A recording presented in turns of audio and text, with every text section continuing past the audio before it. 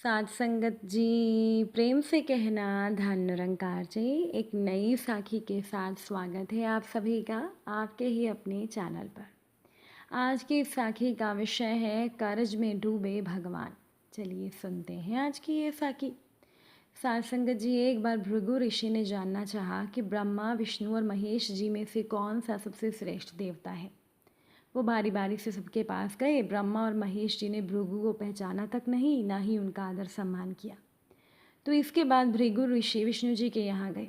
विष्णु जी भगवान विश्राम कर रहे थे और माता लक्ष्मी उनके पांव दबा रही थी। भृगु ऋषि ने पहुँचते ही ना कुछ कहा ना कुछ सुना, और भगवान विष्णु की छाती पर उन्होंने पैर से प्रहार कर दिया। तो लक्ष्मी जी ये सब देखकर हैरान हो गईं, किंतु विष्णु भगवान ने भृगु का पैर पकड़कर विनीत भाव से कहा, मुनिवर, आपके कोमल पैरों में चोट लगी होगी, इसके लिए माफ़ करें। लक्ष्मी जी को भगवान विष्णु की विनम्रता पर बड़ा क्रोध आया। वो भगवान विष्णु से नाराज होकर भूलोक में आ गईं तथा कोल्हापुर में रहने लगीं।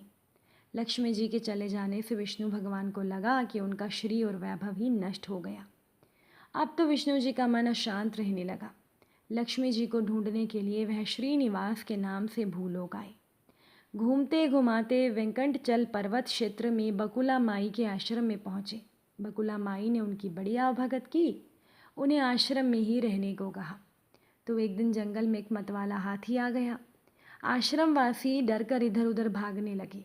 श्रीनिवास ने ये देखा तो धनुष बाण लेकर हाथी का पीछा किया।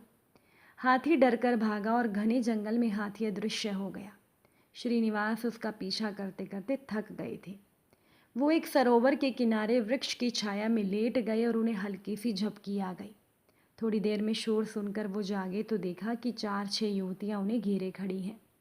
श्रीनिवास को जागा हुआ देखकर वो डपट कर बोली, ये हमारी राजकुमारी पद्मावती का सुरक्षित उपवन है और यहाँ पुरुषों का आना जाना मना है।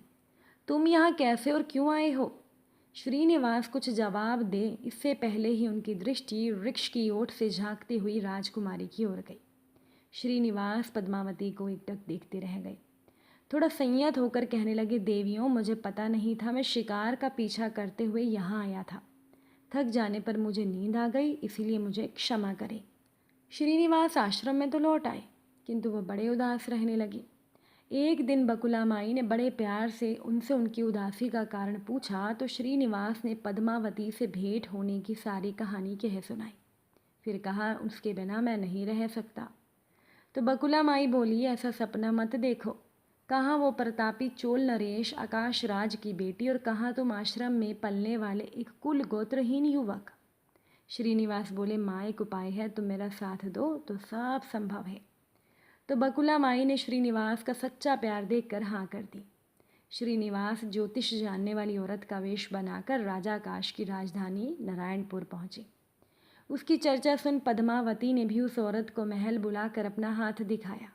राजकुमारी के हस्तरेखा देखकर वो बोली, राजकुमारी, कुछ दिन पहले तुम्हारी भेंट तुम्हारे सुरक्षित उद्यान में किसी युवक से हुई थी।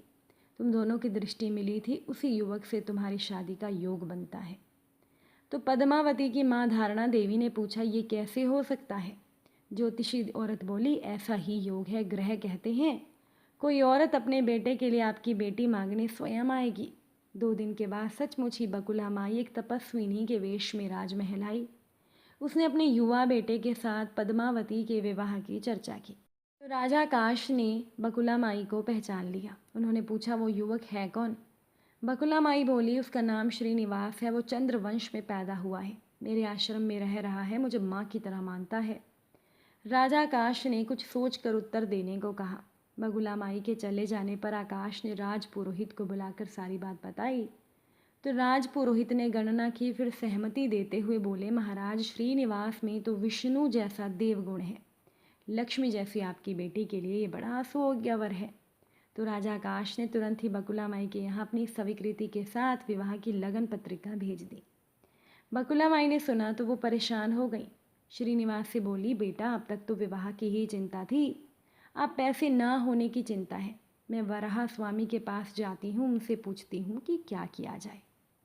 तो बकुला माई श्रीनिवास को लेकर वराह स्वामी के पास गईं और श्रीनिवास के विवाह के लिए धन की समस्या बताई। तो वराह स्वामी ने 8 दिग्पालों इंद्र, कुबेर, ब्रह्मा, शंकर आदि देवताओं को अपने आश्रम में बुलवाया और फिर श्रीनिवास को बुलाकर कहा, तुम स्वयं इन्हें अपनी समस्या बताओ।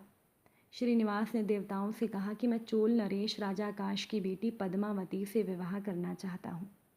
मेरी हैसियत राजा के अनुरूप नहीं है, मेरे पास धन नहीं है, मैं क्या करूँ। तो इंद्र ने कुबेर से कहा, कुबेर इस काम के लिए तुम श्रीनिवासन को ऋण दे दो। कुबेर ने कहा, ऋण तो मैं दे दूंगा, पर उसे यह वापस कब और कैसे करेंगे इसका निर्णय होना चाहिए। श्रीनिवास बोले, इसकी चिंता मत कीजिए, कलयुग के अंत तक मैं सब ऋण चुका दूंगा। कुबेर ने स्वीकार कर लिया। सब देवताओं की साक्षी में श्रीनिवास के ऋण पत्र लिखा गया। उस धन से श्रीनिवास और पद्मावती का विवाह बड़ी धूमधाम से हुआ। तभी नारद ने कोल्हापुर जाकर लक्ष्मी को बताया कि विष्णु जी ने श्रीनिवास के रूप में पद्मावती से विवाह कर लिया है और वो दोनों वेंकटाचलम पर्वत पर रह रहे हैं। तो ये सुनकर लक्ष्मी जी को बड़ा दुख हुआ। वो सीधा उस पर्वत पर पहुंची। विष्णु जी की सेवा में लगी पद्मावती को भला बुरा कहने लगी, श्रीनिवास विष्णु रूप मेरे पति हैं, तूने इनके साथ विवाह क्यों किया। तो दोनों में वाक युद्ध होने लगा। तो श्रीनिवास को बड़ा दुख हुआ। वो पीछे हटे और पत्थर की मूर्ति के रूप में बदल गए। जब दोनों देवियों ने ये देखा तो उन्हें बड़ा दुख हुआ कि श्रीनिवास तो अब किसी के ना रहे। इतने में शीला विग्रह से आवाज़ आई, देवियों, मैं इसी स्थान पर वेंकटेश्वर स्वामी के नाम से अपने भक्तों को अभीष्ट पूरा करता रहूँगा। उनसे प्राप्त चढ़ावे के धन द्वारा कुबेर के कर्ज का ब्याज मैं चुकाता रहूँगा, इसीलिए तुम दोनों आपस में झगड़ा मत करो। तो ये वाणी सुनते ही लक्ष्मी जी और पद्मावती दोनों ने अपना सर झुका लिया। लक्ष्मी जी कोल्हापुर आकर महालक्ष्मी के रूप में प्रतिष्ठित हो गई और पद्मावती तिरुनाचुरु में शीला विग्रह हो गई। आज भी तिरुपति क्षेत्र में तिरुमला पहाड़ी पर भगवान वेंकटेश्वर स्वामी के दर्शन हेतु भगत गणों से इसी भाव से शुल्क लिया जाता है।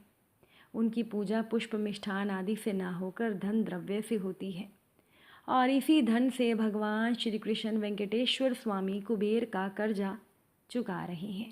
साथ संगत जी, एक बार की बात है कि अभिमन्यु की पत्नी उत्तरा महल में झाड़ू लगा रही थी तो द्रौपदी उसके समीप गई।